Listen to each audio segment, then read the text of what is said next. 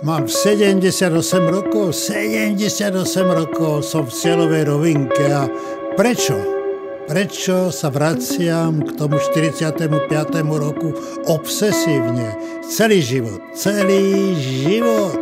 Veď čo si ja pamätám? Nič z tých chvíľ, keď som sa narodil za osnatými drôtami geta Terezín.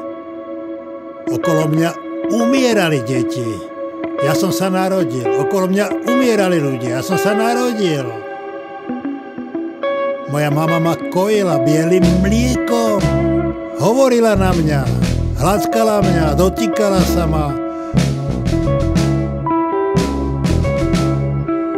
Milovala ma. Poznal som lásku a nevedel som, čo sa deje okolo. Nevedel som, že nám medzi tým vykradli barák, arizovali všetko, čo sme vlastnili. Udali nás susedia, otcami zavraždili mesiac po mojom narodení na pochode smrti zo Sachsenhausenu, pretože už nevládal kráčať. Nikdy v živote som nespoznal najbližších. Nikdy v živote som nevedel, čo to je mať starých rodičov, čo to znamená. Byť v rodine, ktorá je početná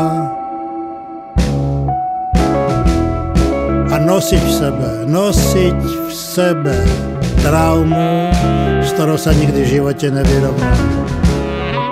Jazvu na duši. Celé 10 ročia som žil v nevedomosti a teraz v cieľovej rovinke si kladiem otázky, na ktoré nenachádzam odpovede. Povedať, že ľudská duša je svetlo a tma, stačí to?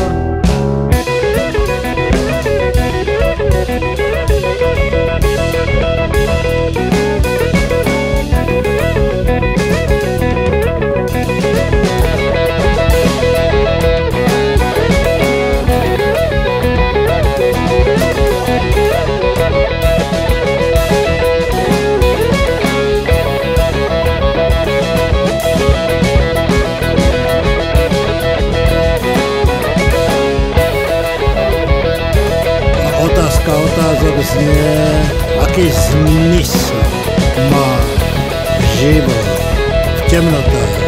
Aký?